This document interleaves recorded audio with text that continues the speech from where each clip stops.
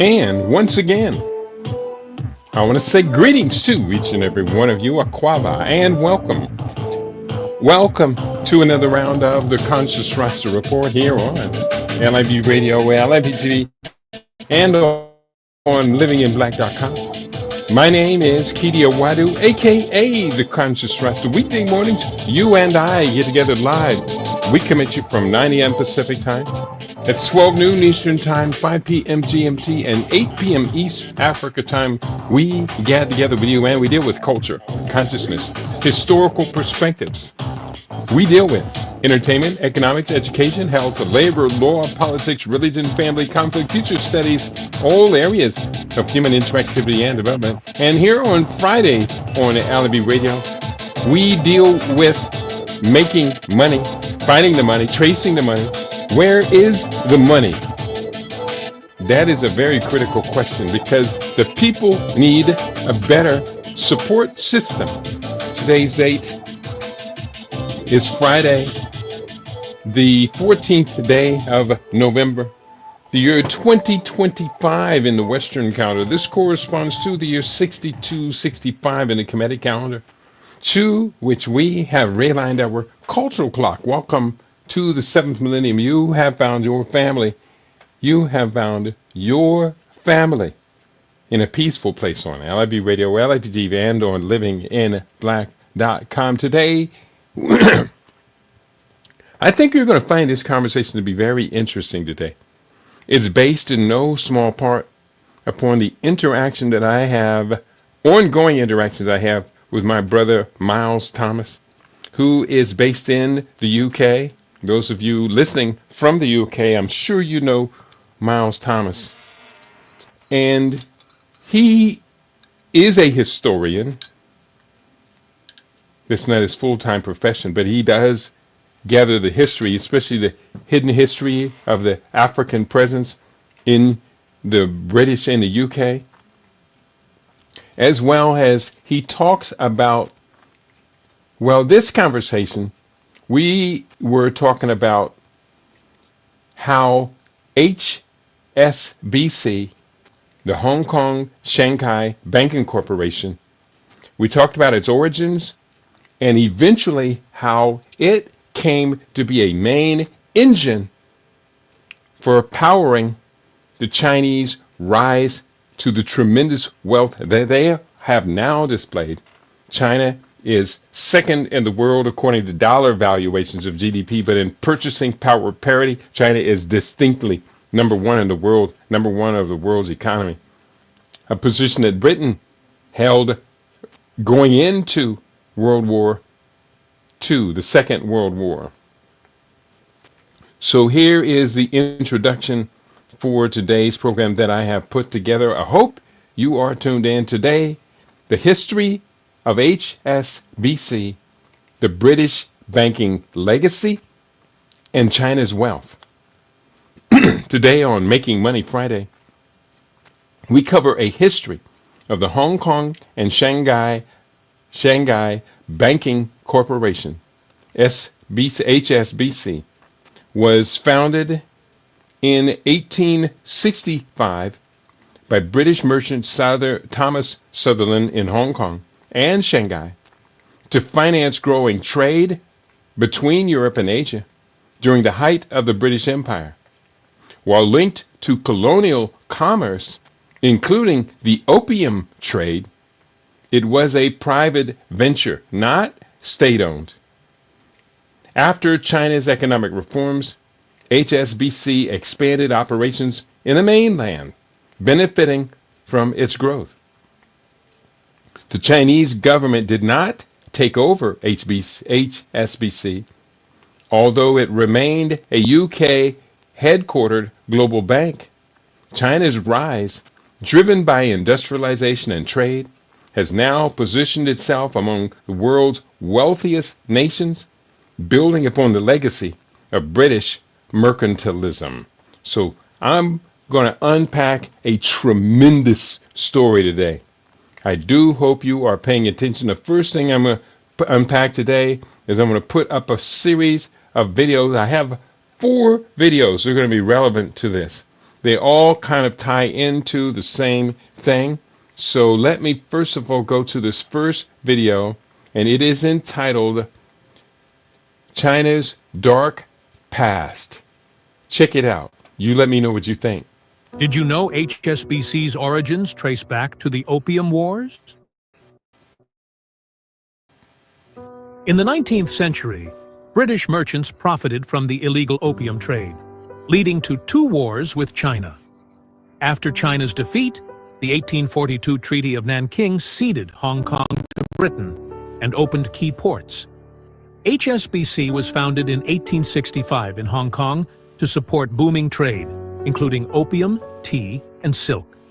Over time, HSBC grew into a global banking giant, but controversies persisted. In 2012, it was fined nearly $2 billion for laundering billions for Mexican drug cartels. From opium to cartel money, HSBC's history highlights the deep ties between finance, power, and controversy. Did you know HSBC's origins trace back to the Opium Wars? Well, now we do know. Now we do know. And I'm just putting up these links here so our listening audience can have access to these as well. And in 1 second, I'll have this one up.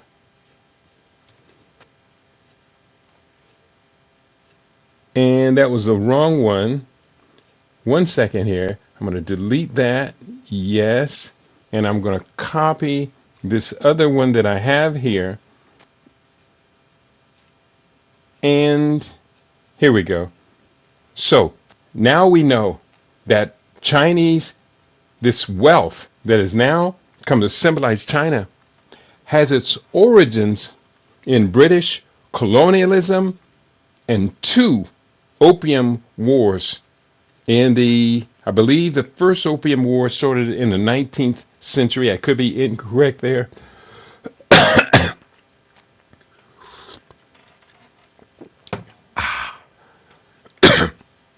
I'm gonna play. Bear with me here. Get my voice back. I'm gonna play this second video now, and it will further build upon what we have seen. I'm gonna upload the video. The video is up. I have to share screen. This one is entitled HSBC Bank Corruption Exposed. So let's go ahead, click on this link, add to the stage, and HSBC Corruption Exposed.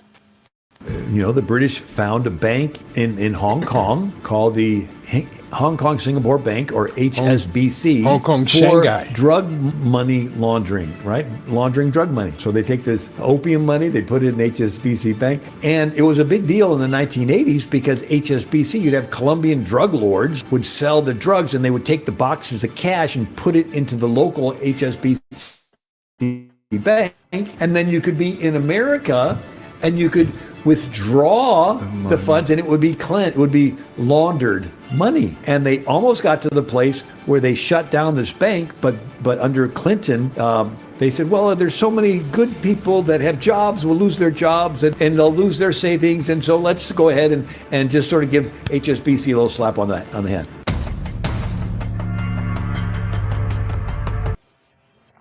So that video was entitled HSBC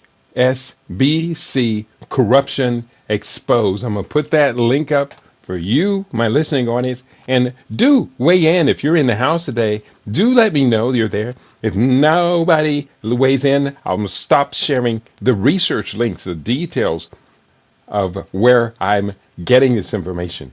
Now, there's a third video I do want to put up. There's a series of 4 videos that I'm putting up on the screen. I'm going to place up this third one right now.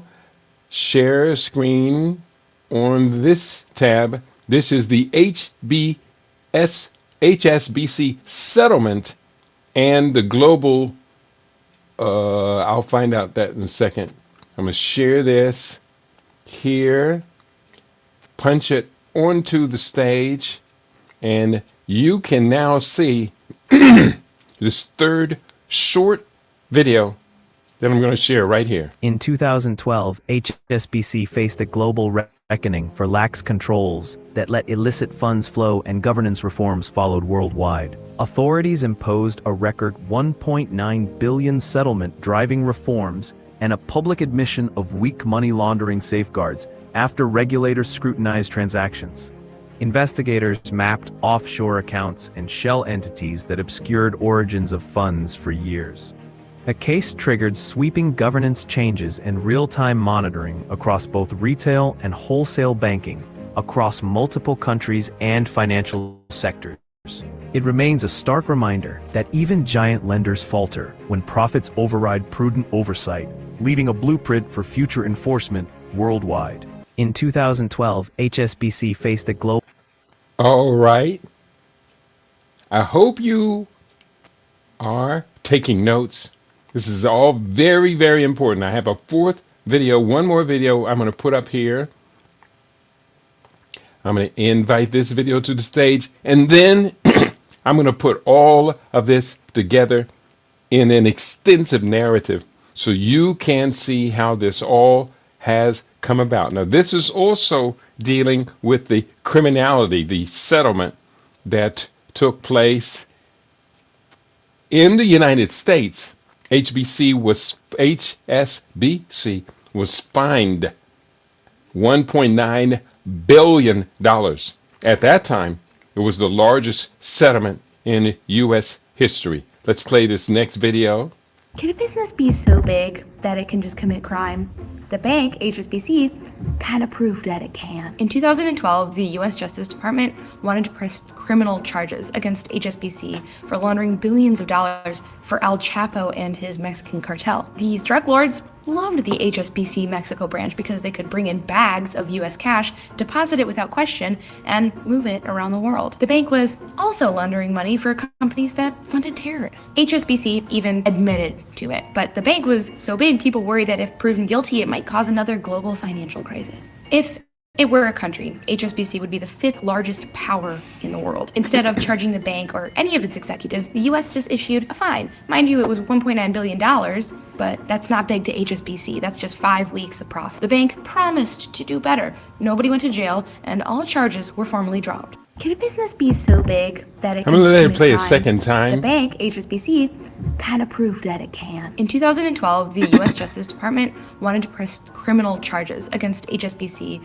for laundering billions of dollars for Al Chapo and his Mexican cartel. These drug lords loved the HSBC Mexico branch because they could bring in bags of U.S. cash, deposit it without question, and move it around the world. The bank was also laundering money for companies that funded terrorists. HSBC even admitted to it, but the bank was so big, people worried that if proven guilty, it might cause another global financial crisis. If it were a country, HSBC would be the fifth largest power in the world. Instead of charging the bank or any of its executives, the US just issued a fine. Mind you, it was $1.9 billion, but that's not big to HSBC. That's just 5 weeks of profit. The bank promised to do better. Nobody went to jail, and all charges were formally dropped. Can a business be so big that it can just commit crime? Now let's The go bank, ahead HSBC, and start to put this story together. And I hope you did enjoy that series of videos. That last video shorts, he said, if it were a nation, HSBC would be the fifth largest nation in the world. And that the fine imposed in the United States of $1.9 billion represented, I think, only 1 month, 2 months of profits. That's very, very important. When we're looking at a criminal enterprise, HSBC was born during the British colonial enterprise as a banking institute for the British to conduct their theft, their confiscation, their colonialism, their corruption, based upon not just opium, but trade throughout the entirety of the East African enterprise. You also have to understand, HSBC was not a state-owned enterprise. It has always been and continues to be I believe, a private enterprise with significant threads into the state. We're going to prove all of this today. That's the subject of today's conversation. So I want to see somebody show up. I want to know I have some students of this. I'm hoping my friend Miles will watch this, even though he keeps threatening to watch it. And then he asked me, what time is your show? And I said, man, I've been broadcasting for 23 years. 23 years, man. Why you keep asking me that? So we're going to do better, or else we're going to lose it all. The beginnings of HSBC. The British established the Hong Kong banking system in the 19th century, with the Hong Kong and Shanghai Banking Corporation, HSBC, playing a pivotal role. Initially, the system was characterized by a three-tier structure, including licensed banks, restricted banks, and deposit-taking companies, regulated by the Hong Kong Monetary Authority, HKMA, which functioned as the de facto central bank. The Hong Kong dollar was linked to the US dollar under a currency board system, ensuring stability in the financial sector.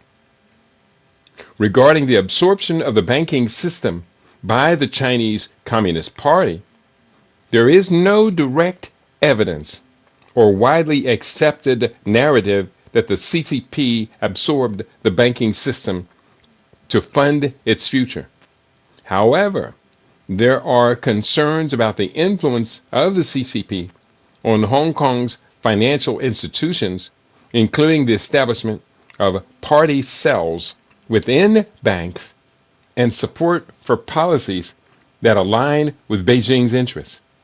These developments have raised questions about the autonomy of Hong Kong's financial sector and its alignment with the broader Chinese political framework. Now, I tell you, from my perspective, HSBC would be more valuable to the world if it were regulated in the same way the Chinese tightly regulate other sectors, because the price of corruption in China is execution.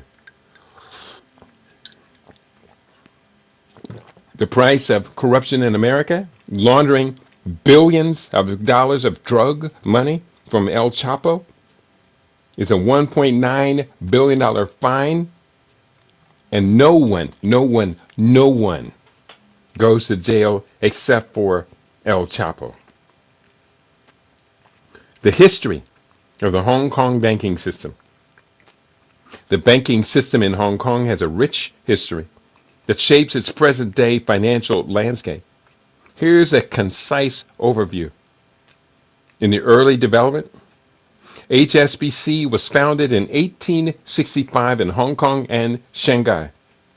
The bank was established by Thomas Sutherland, a Scottish businessman who worked for the Peninsular and Oriental Steam Navigation Company, P&O.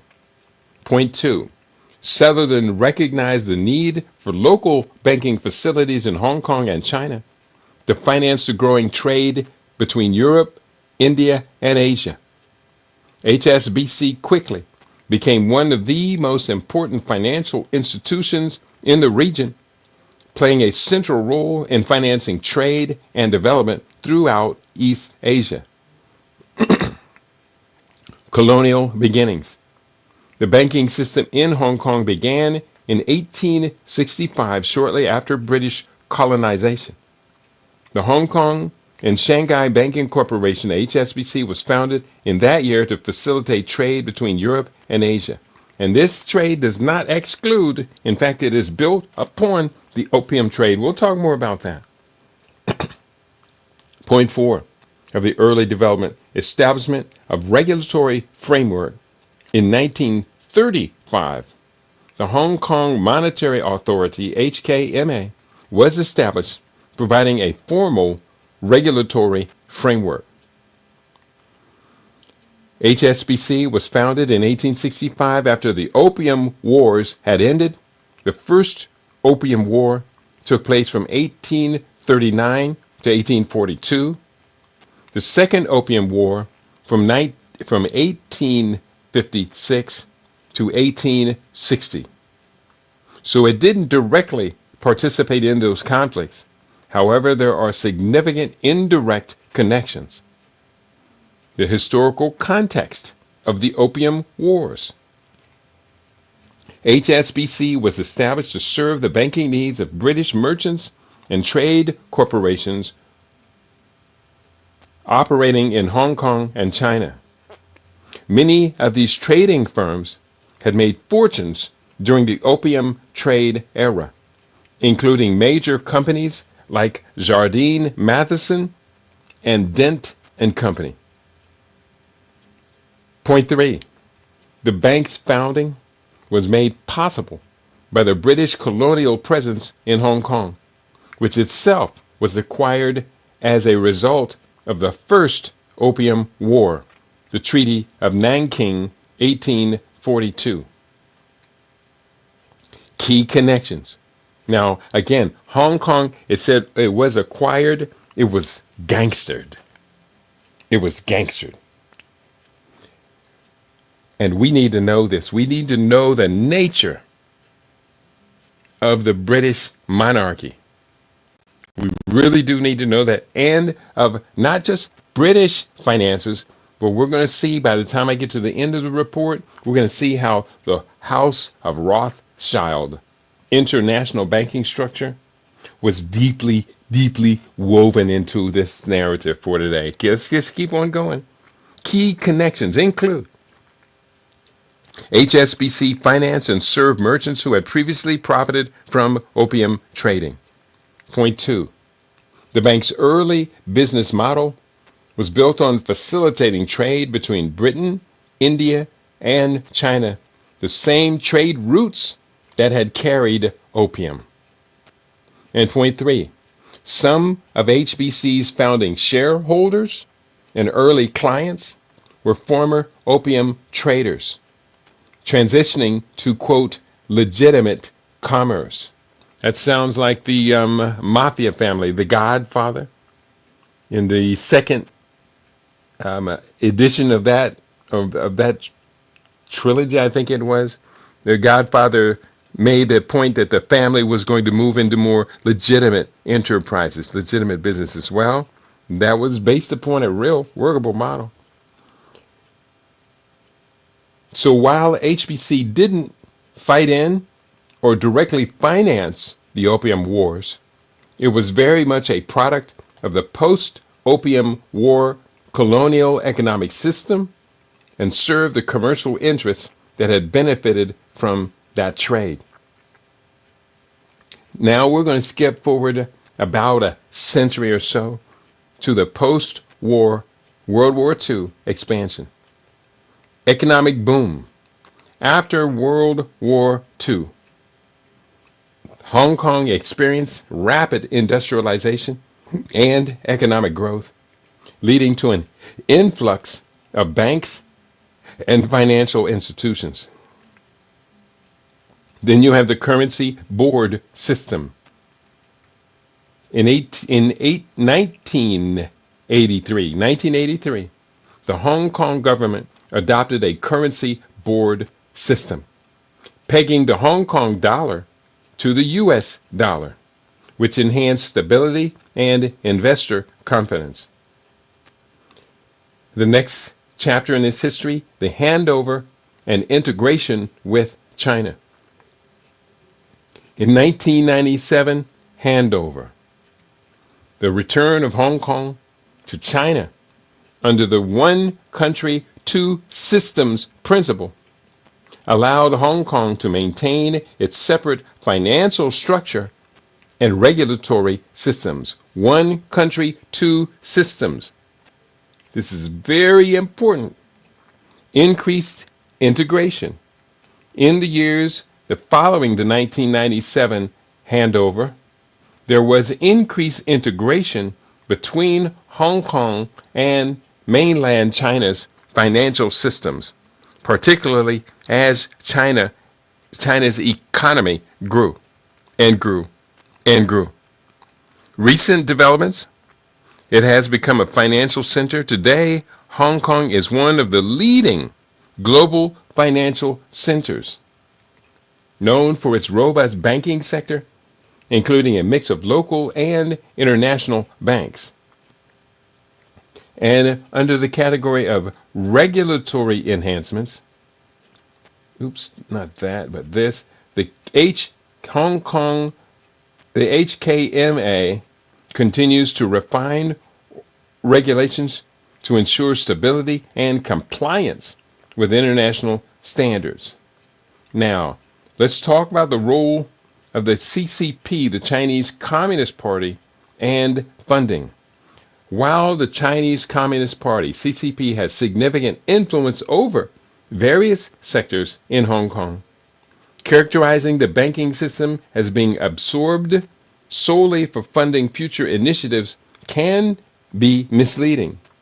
Here is a deeper look of how the CCP's relationship with the banking sector has evolved. Influence of the CCP. Policy direction. Since the handover, the CCP has increasingly influenced policies in Hong Kong, impacting not just governance, but also economic directions. Integration policies. The CCP encourages integration with mainland policies, pushing for closer ties between Hong Kong's economy and the mainland's. Funding and economic strategy. Under financial flows, Hong Kong serves as a crucial conduit for capital flowing into and out of mainland China. The banking system supports this by facilitating investments and trade. CCP initiatives, programs that, like the Belt and Road Initiative and Greater Bay Area developments, benefit from Hong Kong's financial capabilities. Although it's more about leveraging existing strengths than outright, quote, absorption, unquote. So, conclusion. The evolution of Hong Kong's banking system reflects a complex interplay of local development, colonial heritage, and increasing integration with mainland China under CCP influence. While there are shifts in policy direction due to CCP strategies, the banking system has retained a degree of independence that supports its role as a global financial hub. Now, I want to talk in this next section about the British creation of Hong Kong's banking system and how it helped fuel China's rise. And bear with me, I'm kind of systematic in laying out this case, but I want to be very, very thorough for my benefit. I hope you benefited from it as well. I really do. But there's no way of knowing until you talk to me. I'm looking at YouTube right now. I'm going to check the YouTube page to see if anybody is in there. Anybody liking it? Anybody hitting the button? And I see there. And one like. So there is somebody in that house. I'm going to hit the like button myself on the Rumble page, and there are 3 likes on the Rumble page. Now, 3 likes compared to what LIB Radio used to do. We used to have up to 15,000 simultaneous listeners. This was back in our early years when there was not much of this around. We are the oldest Black-owned internet radio station that there is. We are the oldest. And I'm very proud of that.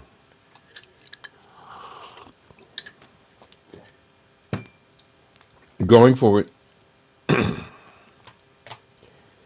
where am I? Back to my report. The foundation of modern banking. The British established Hong Kong as a treaty port and created the legal and institutional framework needed for modern banks to operate, replacing informal money lending networks with chartered banks and standardized accounts. Now, here, bear with me. I got to just do a quick format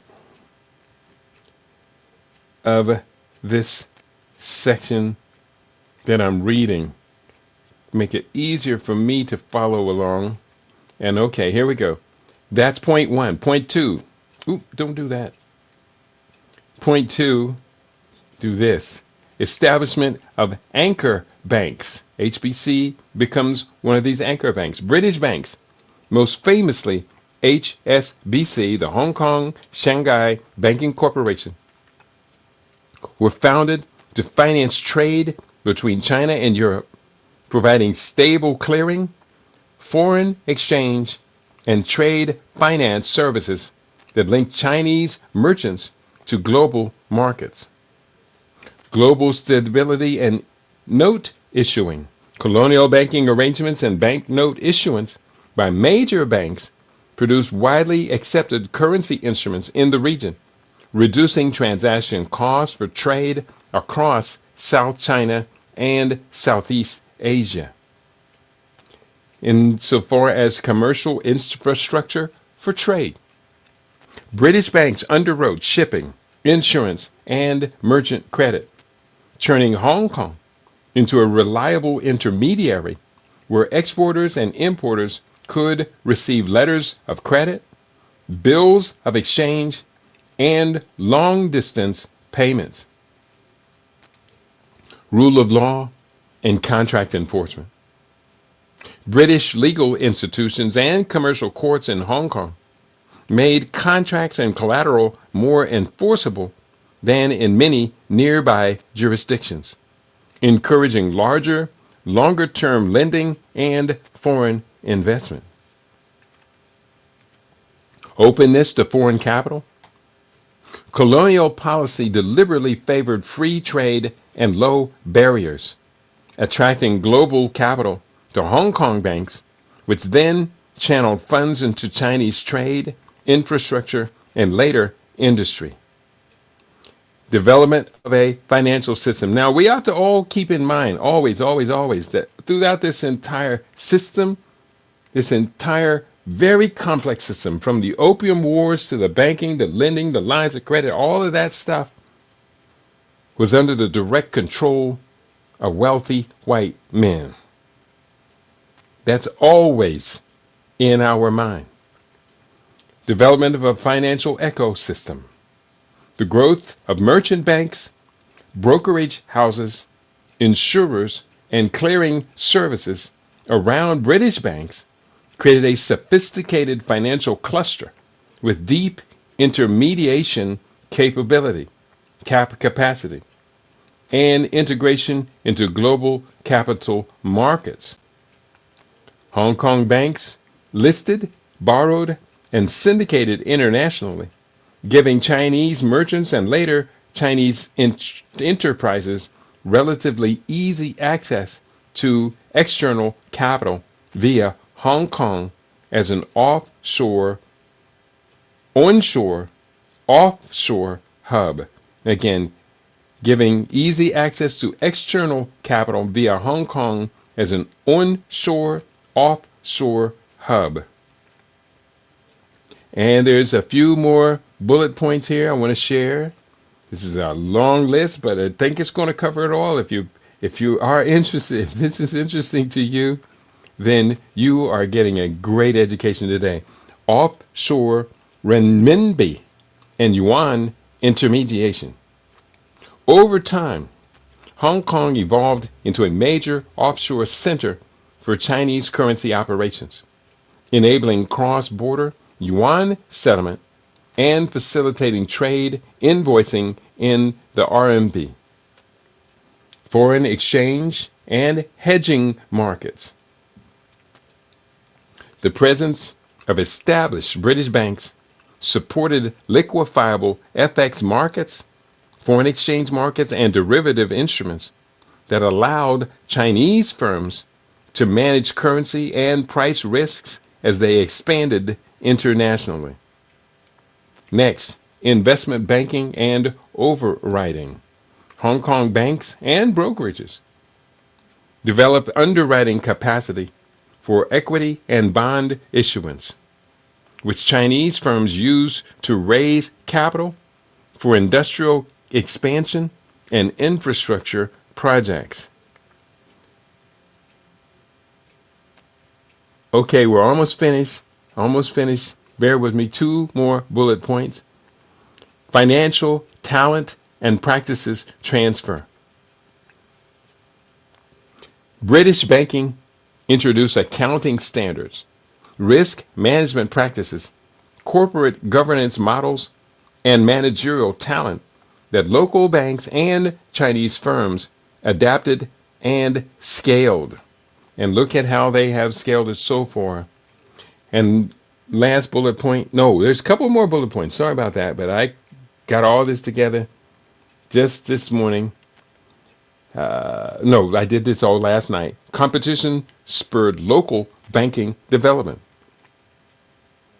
The success of British banks encouraged the emergence of local Chinese banks and joint ventures, increasing competition and leading to a broader credit availability in the Pearl River Delta and beyond. So going forward, Hong Kong as a legal and corporate domicile.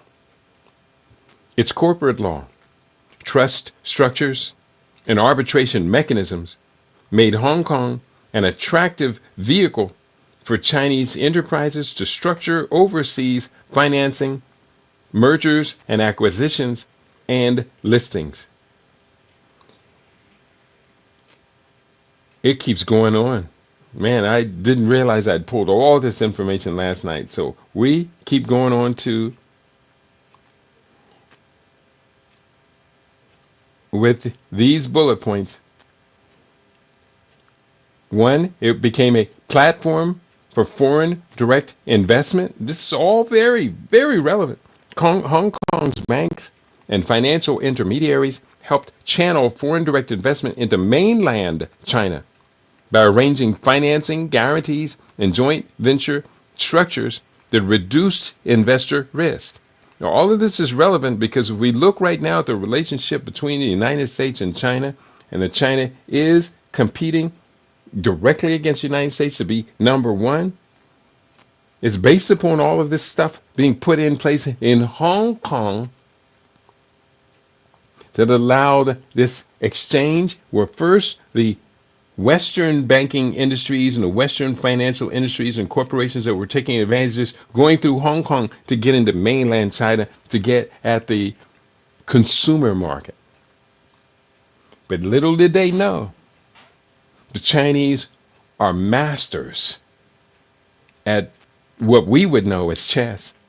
They know as other games that they are masters of these games. And ultimately, they ended up defeating the Western intention, infrastructure financing, and project banking. Banks in Hong Kong played key roles in financing ports, power, telecoms, and transport projects that enabled Chinese industrialization and export growth, capital recycling, and reinvestment. Profits and capital raised through Hong Kong markets were repeatedly reinvested into Chinese firms and projects, amplifying the scale of available capital within the Chinese economy. Next point, crises, resistance, and spillover management. Hong Kong's deep capital markets and foreign banking links provided alternative funding lines and restructuring expertise during regional or domestic crises, smoothing China's access to global finance. And we're almost at the end of this.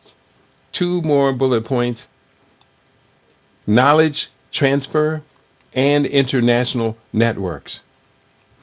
British bank networks connected Chinese entrepreneurs to international customers, suppliers, and investors, accelerating learning, technology transfer, and export-oriented industrial upgrading. And the final bullet point in all of this, the evolution into a Chinese growth accelerator. Over decades, Hong Kong's British-rooted banking system was localized, expanded, and integrated with mainland policies. It became a conduit for renminbi internationalization, capital raising, and global trade that helped fuel China's transition into an economic superpower that today far surpasses Britain in scale and global economic influence. All right, I finally got through all of that, and I want to just translate all of these bullet points. It was a lot of them. I'm going to translate those to numbered points, and let's just see how many factors were on that number. We counted 20 different factors that really, that last section shows you the transition and what it was built upon, step by step by step by step, beginning all the way back with the Opium Wars prophets. I see you, Brother Ja Madari, in the house. He said, you are not talking to yourself. I am listening. It's interesting, as always. Follow the money. What did he say? He said, follow the money. I'm going to say it again. Follow the money. Yes, Brother John, you are 100% spot on, 100% spot on. I do appreciate you being in the house, Brother John. I hope you are a regular listener, and if you can, bring in some of your associates, your friends. That would be wonderfully helpful to what I do. We do. Hey, we want to compete. We want to compete. I don't want no handouts. What did Soul Brother number 1 say, James Brown? I don't want nobody to give me nothing. Ha! Open up the door. I can get it myself. And in this case, Brother Ja, we may have to kick down that door and get it ourselves. We want our own multimedia corporation. We want to make our own movies, our own films. We want to tell our own narrative. We want to build up our radio station, but we're going to have help. You and I, Brother John, there's only so much 2 individuals can do. With 4 individuals, 6 individuals, we're getting closer. We're getting much closer. We continue, and thank you for weighing in. It does mean a lot to me. Even if it's only 2 of us, it does mean a lot to your brother. We're going forward. There's still more research. Knowledge transfer and international networks to growth accelerator. Knowledge transfer and international networks serve as the bridge that let Hong Kong's British era financial infrastructure become a dynamic accelerator of mainland China's economic rise. Below are the key mechanisms and stages that explain that transition. Number 1, channeling tacit knowledge into firms. Foreign banks, advisors, and joint ventures brought not just capital, but managerial know-how, corporate finance, risk controls, accounting, and investment relations, were learned on the job by Chinese managers and entrepreneurs. Point two, that tacit knowledge spread through secondments, joint boards, training programs, and returnees who carried practices back into mainland firms. Formal diffusion through institutions. Universities, training institutes, and professional services in Hong Kong adapted Western curricula and certifications, such as accounting, law, banking, creating a local talent pipeline in China that China could tap. Now, this local talent pipeline, they tapped it, and they became loyal to it. It reminds me what Peter Tosh sang. No matter where you come from, if you are a black man, you are an African. Well, I would say that the Chinese adopted that same strategy, that same ideology, as have the Indians, and of course, the Europeans have always maintained that. No matter where you come from, if you are of Chinese heritage, then you are pan-Chinese. There are a few around the fringes that hang out with others, but I suspect that they're just outwitting those others. We got some catching up to do, Brother John. We do. Point three, networks that matched capital, customers, and ideas. Global networks, brokerages, and trade intermediaries in Hong Kong connected Chinese entrepreneurs to international investors, suppliers, and markets. Point two, these network linkages reduced information frictions, accelerating exports, joint ventures, and technology partnerships. Next up, demonstration, effects, and standard setting. Point one, successful deals, IPOs, and projects served as practical templates for mainland counterparts, creating scalable blueprints for governance, disclosure, and deal structuring. Point two, market standards and contract formats developed in Hong Kong became de facto norms for cross-border transactions within China. They took the very same contracts that the British had been using to extract wealth from all across Eastern Asia, and they used them as models to build the mercantile business in China. Wow. Point five, migration from dependence to capability. From dependence to capability.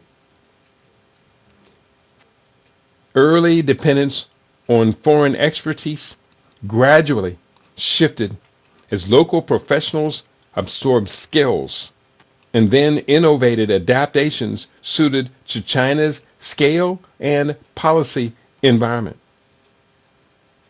Next point, indigenous banks, investment houses, and corporate finance teams grew capable of originating, underwriting, and syndicating large deals independently. Point six, policy interplay and institutional alignment. Hong Kong's practices influenced Chinese regulators and policymakers through consultations, pilot programs, and cross-border initiatives, aligning rules that enabled larger, safer capital flows. Over time, policy changes on the mainland institutionalized mechanisms Mechanisms such as listing channels, foreign direct investment rules, currency operations that levered Hong Kong's financial ecosystem. Next, scaling capital for industrial upgrading. Knowledge and networks made it easier for Chinese firms to use Hong Kong capital markets for equity, bonds, and mergers and acquisitions, supplying the long-term finance needed for heavy industry, infrastructure, and technology investment. Point 2, recycled returns and repeat issuances amplified available capital supporting rapid industrial scaling. And if you look at how China comes from basically being behind the walls of isolation and impoverishment, it wasn't until 1982, I believe it was under the regime of Deng Xiaoping, that China opened itself up and started implementing all of these policies I'm listing right now. And when they opened them up, it supported rapid industrial scaling. But the Chinese were so disciplined in doing all of this. This is where I personally think our people, African people, are severely lacking. I think we're lacking the discipline. Now, if we choose to get out of that position, we could make even more rapid development than China did. More rapid. But I don't think that Africans in the UK, Africans in the USA, in Canada, in the Caribbean, in Central America, in South America, I don't think we have the discipline. They're all kind of waiting on the African in America. They're all kind of waiting on it. Everybody's waiting on the African American to make your move. Make your move. And we're frozen like deers in the headlight, stunned, unable to move. I think it's because of that God they put in our head, in our hearts.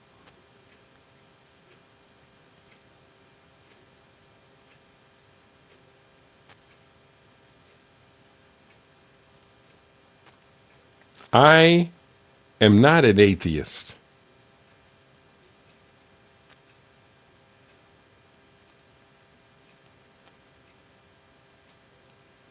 But there's a problem. When you worship the same God that they used to confuse you, to enslave you, to kidnap you, take away your name, your heart, take away your religions, and make you subservient. If you refuse to go there with that God, they chop off a foot, chop off a hand, hang you, lynch you, men and women. I know I'm getting controversial. Let me go back to the topic. We're talking about feedback loop and capability and confidence. As mainland firms succeeded using Hong Kong mediated finance and partnerships, investor confidence rose, drawing still more capital and partnerships. Point 2, that positive feedback loop transformed a colonial financial bridge into an engine that mobilized resources at the scale required for national economic transformation. Yeah, it did. We're a couple more points here we have to share. Hong Kong, institutional embedding and transformation of the renminbi. Hong Kong evolved from conduit to operating center for offshore renminbi derivatives and specialized instruments that supported China's global trade and investment strategy. These financial institutions reinforce China's ability to transact internationally on its own terms, accelerating global expansion. And last point, I think this is the last major section of this part, is outcome. The accelerator is not a replica. The result was not merely the replication of British banks, but British banks' roles and the endogenous creation of a localized financial ecosystem that use transferred knowledge and global networks to fuel Chinese unique growth model. Point 2, that localized ecosystem amplified capital efficiency, governance capacity, and global market access, factors that helped China rise to economic superpower status well beyond Britain's scale. Now, I'm going to return to something we studied a little bit earlier. HSBC has been involved in several major scandals and controversies over the years, including money laundering scandal, 2012, a record $1.9 billion settlement with U.S. authorities for laundering money for Mexican drug cartels and violating sanctions against Iran, Libya, Sudan, Burma, and Cuba. Point 2, the bank admitted to allowing at least $881 million in drug trafficking proceeds to be laundered through its operations. Point 3, this led to a deferred prosecution agreement and installation of an independent monitor. Deferred prosecution. We are not going to prosecute anyone for criminal offenses, but we are going to install an independent monitor who happens to maybe be on loan from the Central Intelligence Agency, or maybe the House of Rothschild. We're going to get to the House of Rothschild very shortly. Other major scandals include one, Swiss tax evasion. In 2015, HSBC, Hong Kong Shanghai's banking corporation, Swiss private banking arm, helped wealthy clients evade taxes and conceal assets. Ooh, that's nothing new. We have the Paragon Papers and numerous other exposures of what has been and continues to be ongoing. Point 2, terrorist financing concerns. Allegations of processing transactions for organizations linked to terrorism. And 3, sanctions violations, multiple instances of violating international sanctions beyond the 2012 case. Warfare financing. Like most international banks, HSBC has provided general corporate banking services to defense contractors and governments. Though this is typically considered standard commercial banking rather than direct warfare financing. But you and I know it as direct warfare financing. Point, the bank has faced criticism for financing companies involved in controversial weapons manufacturing and sales.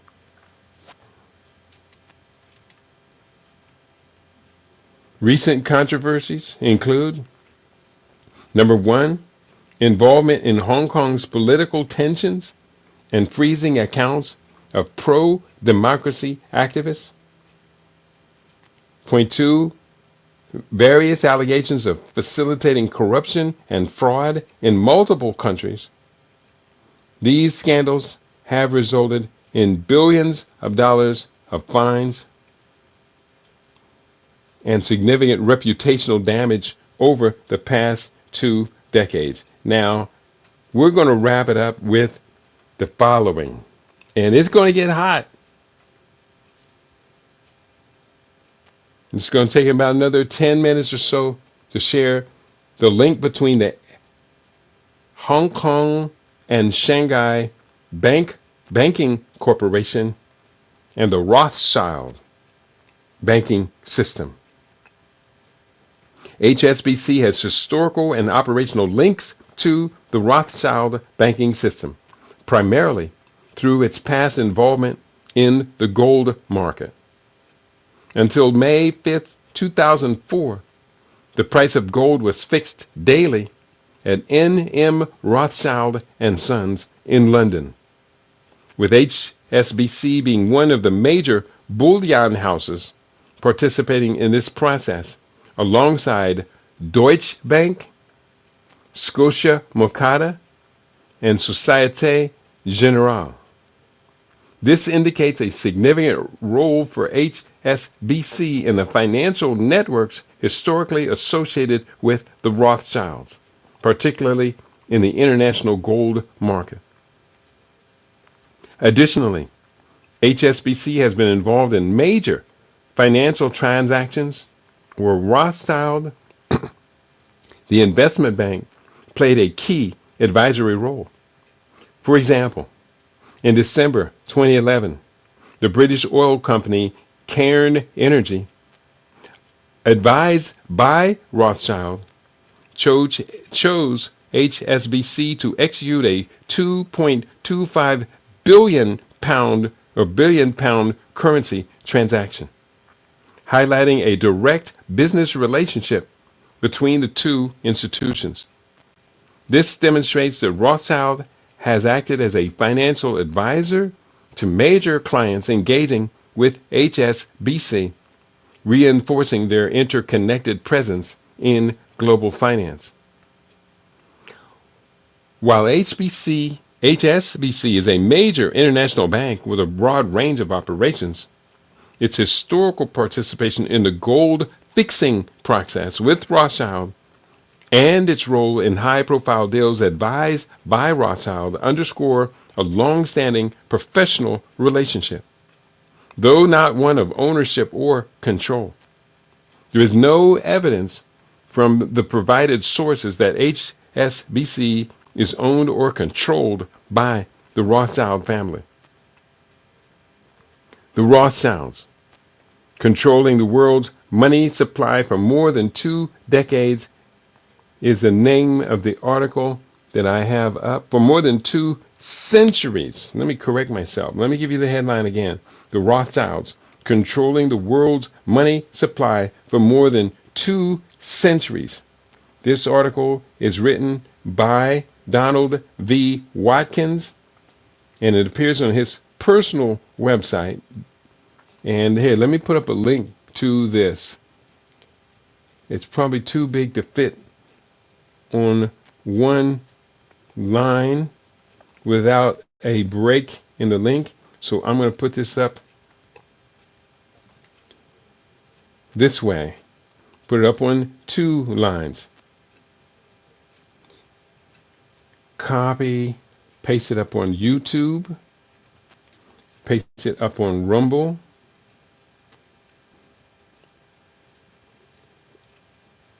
and then I'll paste it up on Facebook.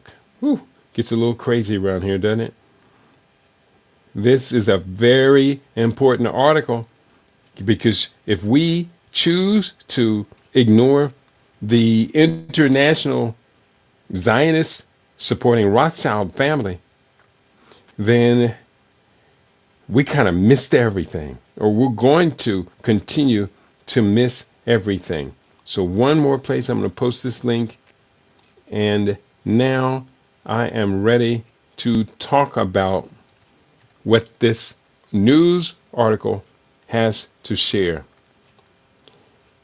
Again, here's the title: The Rothschilds, Controlling the World's Money Supply for More Than 2 Centuries, written by Donald V. Watkins. The Rothschilds are a family of Jewish financiers. The family's emergence in the world of high finance started with Meyer Amschel Rothschild, 1744 to 1812. Founder of and money lender at Frankfurt am Main. Financial advisor 1801 to the Landgraves of Hesse Castle, agent of the British government in subsidizing European sovereigns in wars against Napoleon. Mayer Amsel Rothschild's 5 sons were 1. Amsel Mayer, 2. who succeeded his father as the head of the Frankfurt establishment, 2. Salomon Mayer, who founded a branch in Vienna, Austria, Nathan Mayer, who founded a branch in London, Karl Mayer, who founded a branch in Naples, Italy, and James or Jacob, who founded a branch in Paris. By 1815, Nathan Mayer Rothschild controlled the Bank of England and boldly declared, quote, "I care not what puppet is placed upon the throne of England to rule the empire on which the sun never sets. The man who controls British money supply controls the British Empire, and I control British money supply." This became the Rothschild family's mantra: control the world by controlling the world's money supply. By the 19th century, the Rothschild family controlled half of the world's wealth. Half. Oh, there is more to the story. I just have to copy that particular quote because that is so very important. And the arrogance, the true, unrestricted, unmitigated arrogance of that statement. Let's go back or go forward. Gaining control of America's money system.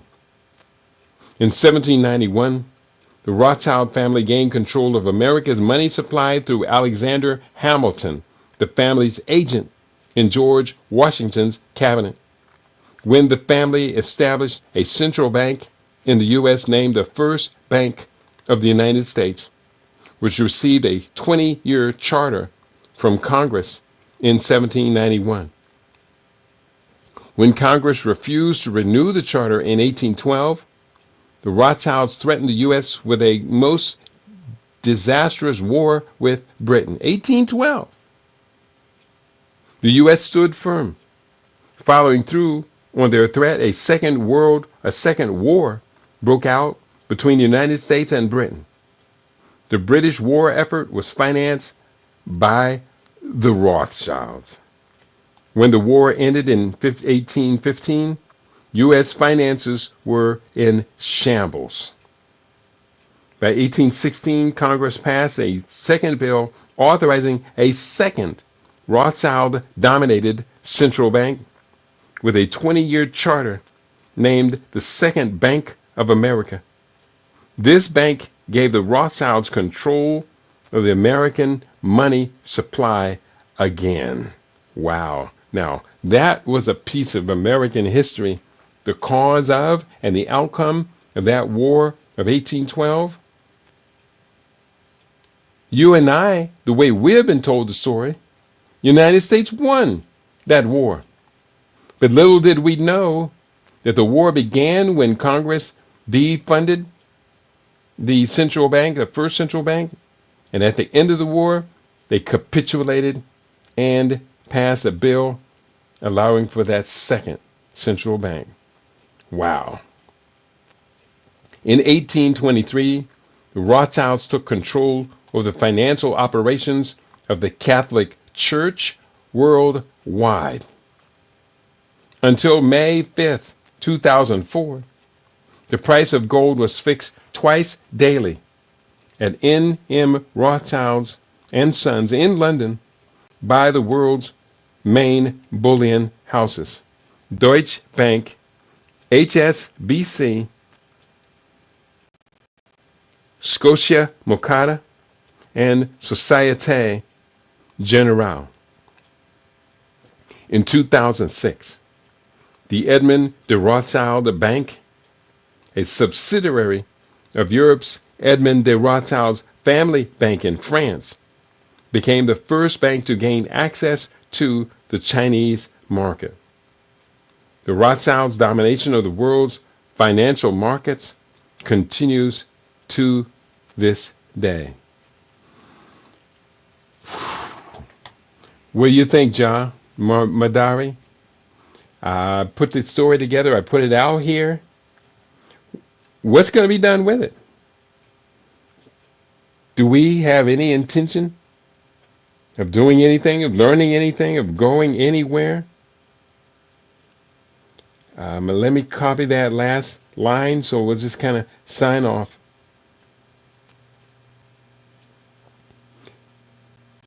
Because that's a very important note about HSBC, the British and the Chinese. So I think that's a very important note, but I could be wrong.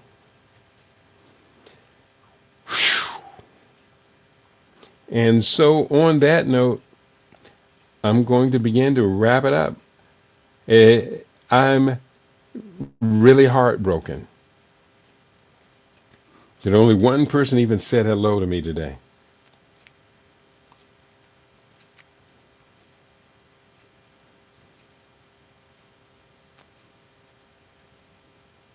Things are about to change.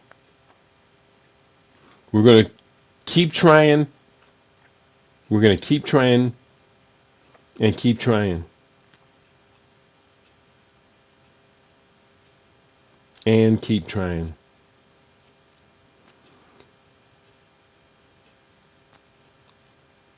You've been tuned into LIB Radio, LIB TV, livinginblack.com.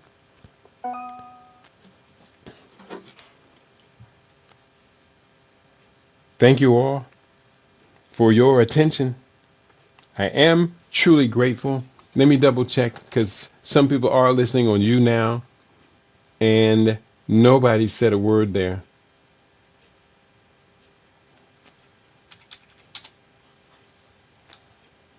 Nobody. Not a word.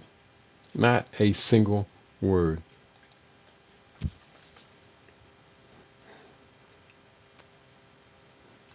I'm doing the best I can. If it's not good enough, I challenge any and every one of you to put up something better. And if it is truly good, which I'm making an assumption, if you're going to put up something to replace this, it's going to be good.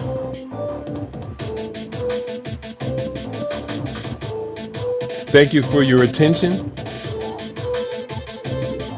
Thank you all for all you do for all of us on your favorite. We aim to be your favorite. We are LIB Radio, LIBD. We are livinginblack.com.